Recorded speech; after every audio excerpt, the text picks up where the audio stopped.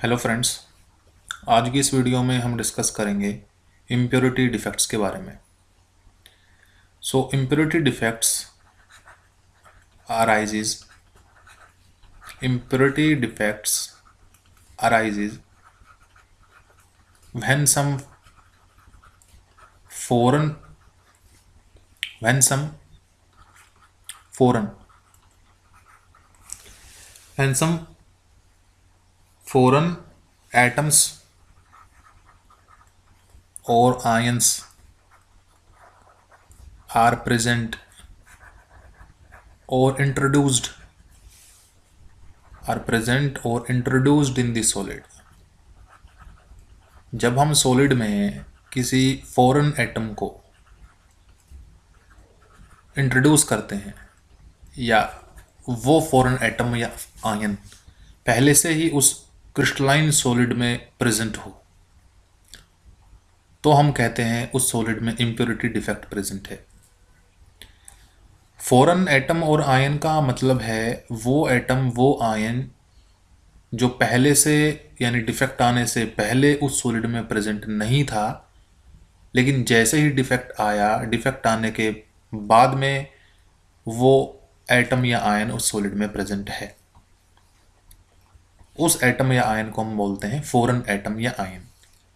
Impurity defect तब arise होते हैं जब किसी भी क्रिस्टलाइन सॉलिड के अंदर कुछ फॉरेन एटम्स या आयंस या तो पहले से प्रेजेंट हों या उनको इंट्रोड्यूस करवा दिया जाए।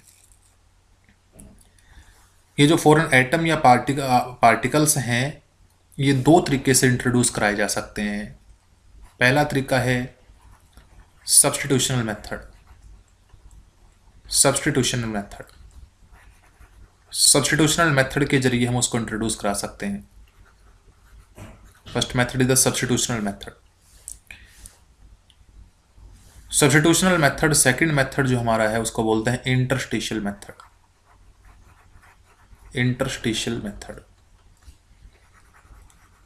सब्स्टिट्यूशनल मेथड के अंदर आने वाला फॉरेन एटम या आयन पहले से ही प्रेजेंट किसी पार्टिकल को रिप्लेस करेगा। फॉर एग्जांपल लेट कर हमारे पास में एक कैटायन ए पॉजिटिव है, एनायन बी नेगेटिव है, और इसी टाइप से रेगुलर अरेंजमेंट के जरिए हमने एक क्रिस्टलाइन सॉलिड को डेवलप किया हुआ है। इसमें किसी फॉरेन पार्टिकल को ऐड किया गया। फॉर एग्जांपल किसी कैटायन सी पॉजिटिव को इंट्रोड्यूस किया गया।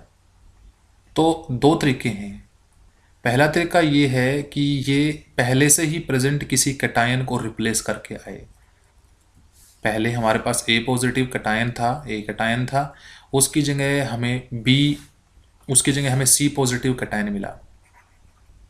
तो कह सकते हैं कि सी पॉजिटिव यानी कैटायन सी पॉजिटिव ने कैटायन ए पॉजिटिव को सब्स्टिट्यूट कर दिया, रिप्लेस कर दिया, डिस्प्लेस कर दिया।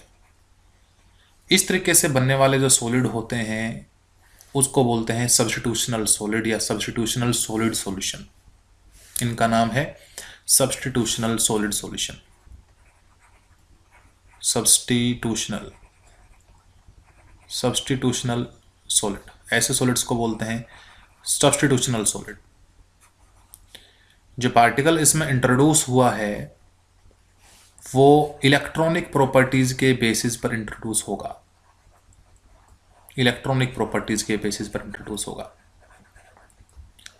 लेकिन अगर इसी सॉलिड के अंदर आने वाला फॉरेन आयन या फॉरेन पार्टिकल, फॉरेन एटम किसी को सब्स्टिट्यूट ना करते हुए, किसी भी पार्टिकल को सब्स्टिट्यूट नहीं करने के बावजूद सॉलिड की इंटरस्टिशियल साइट में एंटर करता है। पहले वाले केस में हमने देखा कि पार्टिकल ने किसी पर्टिकुलर कैटायन को या एनायन को डिस्प्लेस कर दिया, सब्स्टिट्यूट कर दिया। लेकिन सेकंड केस में हम देखेंगे कि जो पार्टिकल आया है, जो फॉरेन पार्टिकल प्रेजेंट है, वो किसी पार्टिकल को सब्स्टिट्यूट या रिप्लेस ना करके बल्कि इंटरस्टिशियल साइट में एंटर हो। तो इस तरह से बनने वाले सॉलिड्स को हम बोलते हैं इंटरस्टिशियल सॉलिड्स। इस टाइप के सॉलिड्स होते हैं इंटरस्टिशियल सॉलिड्स। तो depending upon the site at which the foreign particle has entered, this impurity defect can arise in two ways. In first way we can get substitutional solid, in the second way we will get interstitial solids. Interstitial solid की formation जो है वो हमेशा size के basis पर होती है, आने वाले पार्टिकल के साइज पर बेसिस होती है, ठीक है। तो सब्स्टिट्यूट इंटरस्टिशियल सॉलिड साइज के ऊपर बेस्ड होते हैं, जबकि जो सब्स्टिट्यूशनल सॉलिड होते हैं वो आने वाले फॉरेन पार्टिकल की इलेक्ट्रॉनिक प्रॉपर्टीज के बेसिस पर बनाए जाते हैं, चाहे ये पार्टिकल पहले से उस क्रिस्टल में प्रेजेंट है या हमने जानबूझकर उनको इंट्रोड्यूस करवाया है। सो लिखते हैं the process of manually adding the process of manually adding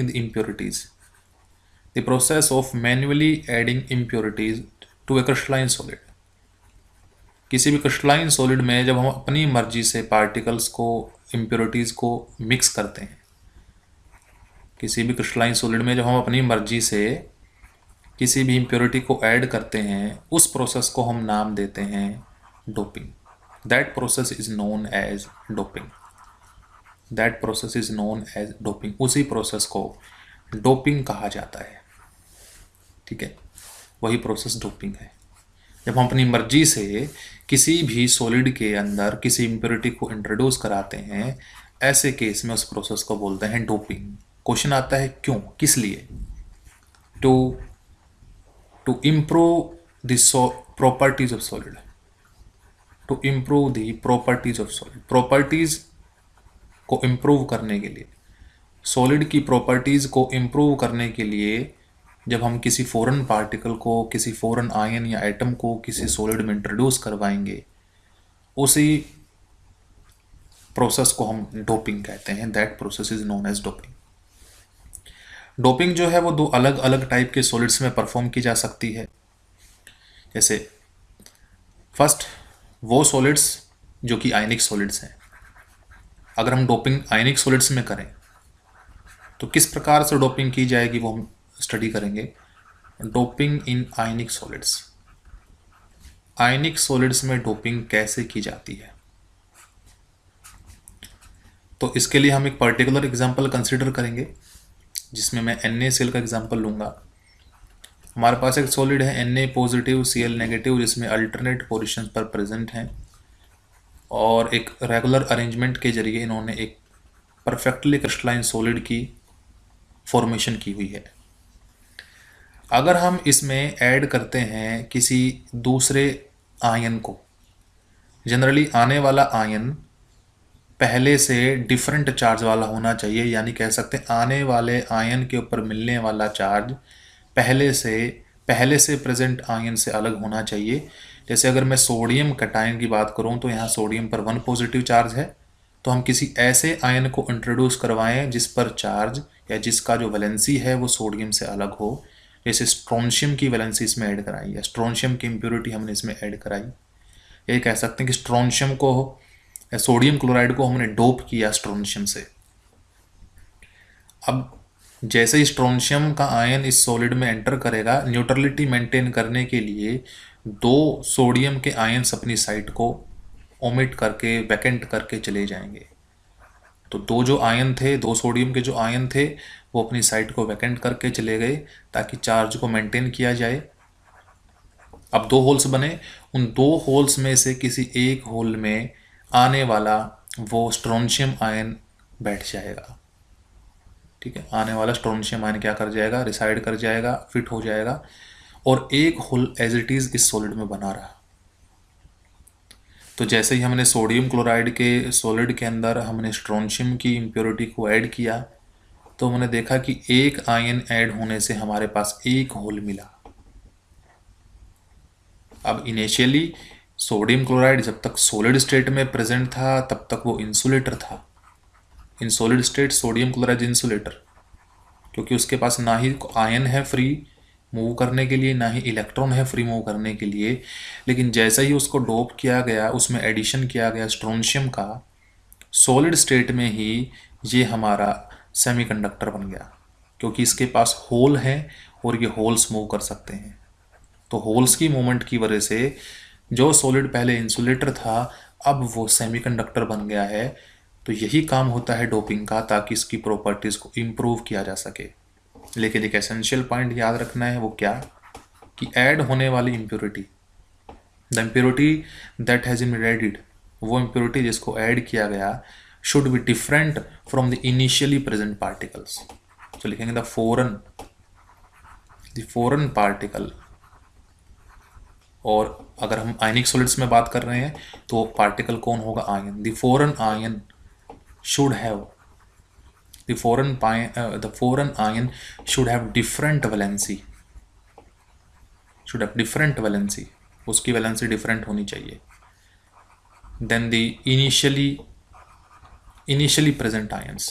तो इनिशियली स्टार्टिंग में जो आयन प्रेजेंट है उस आयन के कंपैरिजन में आने वाले इम्प्योर आयन की वैलेंसी डिफरेंट होनी चाहिए। ये एसेंशियल कंडीशन है। नेक्स्ट टॉपिक है जिसमें हम पढ़ेंगे doping in non ionic solids, या कह सकते हैं डोपिंग इन कोवलेंट सॉलिड्स। कोवलेंट सॉलिड्स में कैसे डोपिंग की जाती है? जनरली नॉन मेटल जो है वो कोवलेंट बॉन्ड की फॉर्मेशन करते हैं, तो हम कंसिडर करते हैं silicon crystal.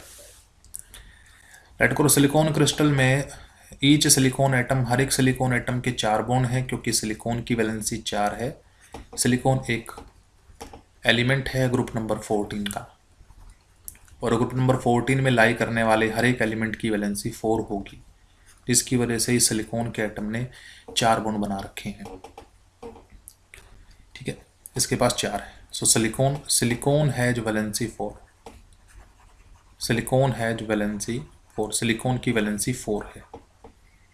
So it forms 4 bond, इसलिए ये 4 बॉन्ड बनाएगा। ठीक है, अब ना हमें इसमें एडिशन करना है किसी इम्प्योरिटी का, यानी किसी फॉरेन पार्टिकल का।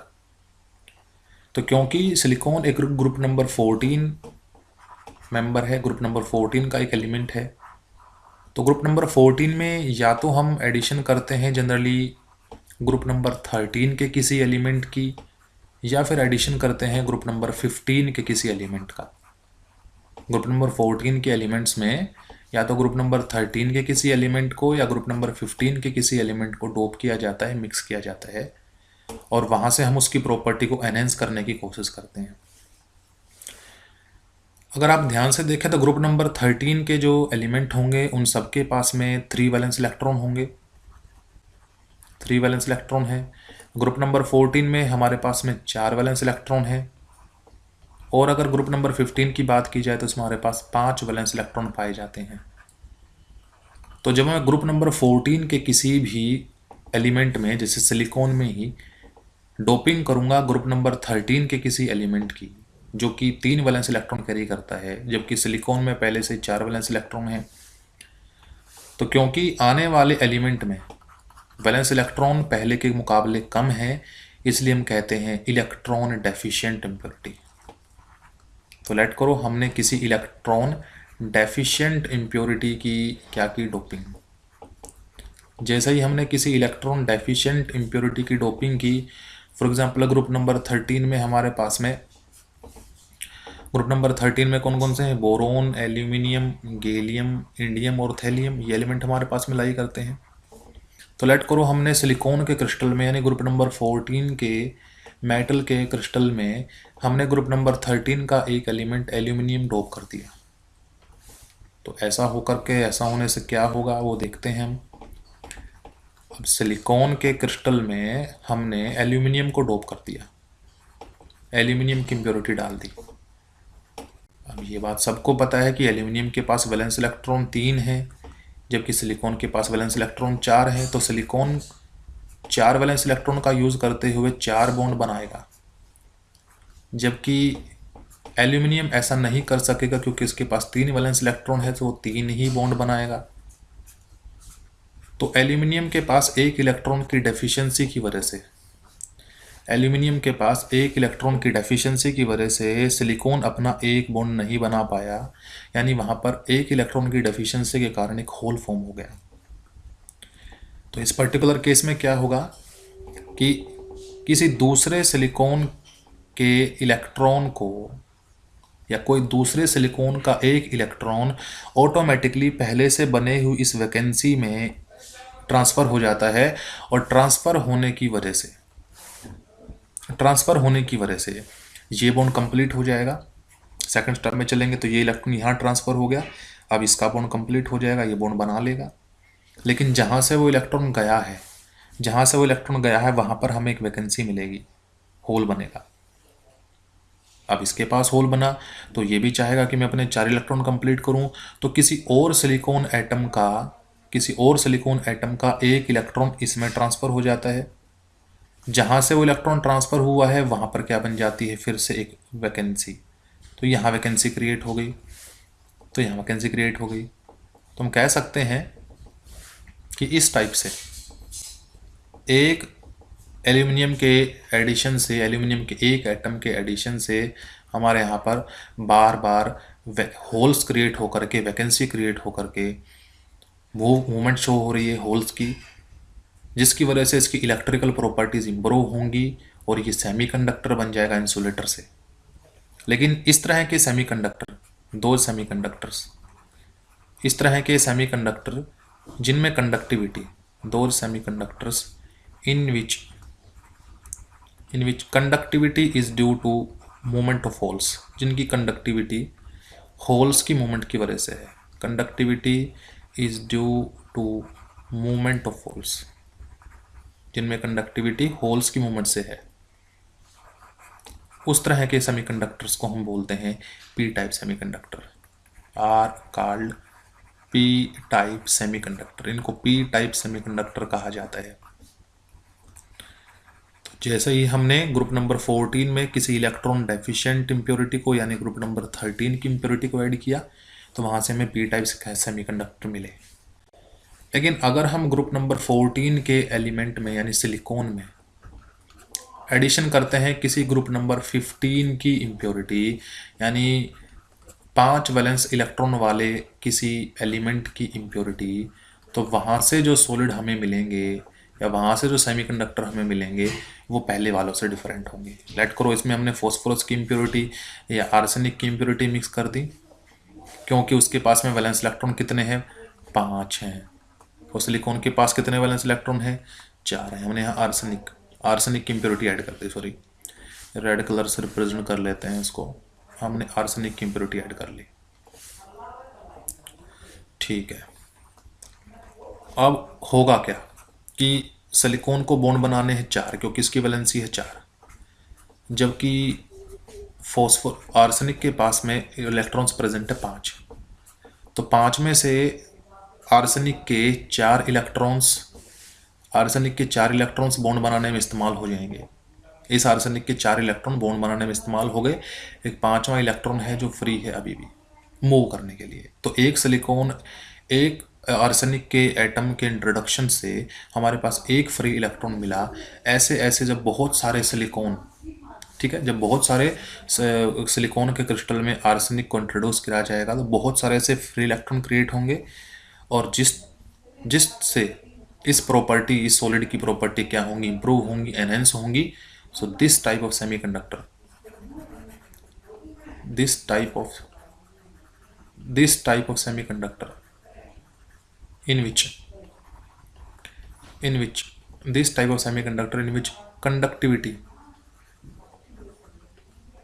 in which conductivity is due to free electron, जिनकी कंडक्टिविटी किसकी वजह से है, फ्री इलेक्ट्रॉन्स की वजह से है, is called an type semiconductor. उन्हीं को एन टाइप सेमीकंडक्टर कहते हैं। और ऐसा कब हुआ, जब हमने किसी इलेक्ट्रॉन रिच इम्प्योरिटी का एडिशन किया, addition of electron rich impurity. तो जब एडिशन करते हैं किसी इलेक्ट्रॉन रिच इम्प्योरिटी की तो फॉर्मेशन होते हैं हमारे पास में एन टाइप सेमीकंडक्टर, और ऐड करते हैं जब इलेक्ट्रॉन डेफिशिएंट इम्प्योरिटी तो बनते हैं हमारे पास P type semiconductor. So friends, यहाँ तक अगर आपको वीडियो अच्छी लगे तो लाइक शेयर सब्सक्राइब कीजिएगा। आज की वीडियो में बस इतना ही। Thank you.